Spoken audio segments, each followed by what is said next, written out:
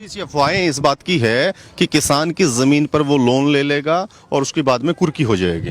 देखिए मैं आपको बताऊं, सेक्शन 9 है स्पेशल, इसमें linkage of the farming agreement with insurance और क्रेडिट।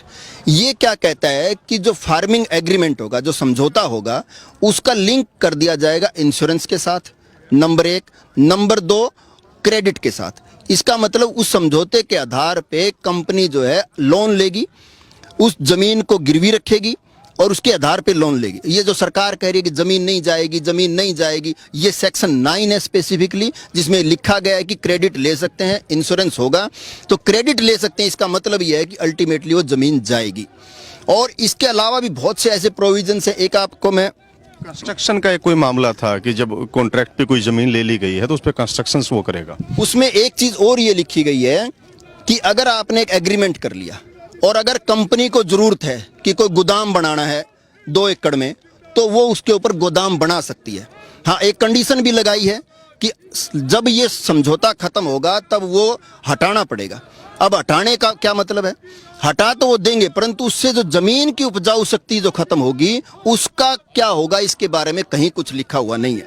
और वो स्ट्रक्चर बनाने का इजाजत का मतलब ये है कि अल्टीमेटली वो जो जमीन है, अगर 2 एकड़ में किसी ने गोदाम बना दिया तो अल्टीमेटली वो जमीन 2 एकड़ वो कॉरपोरेट को ही देनी पड़ेगी, किसान के काम की वो जमीन नहीं बचेगी।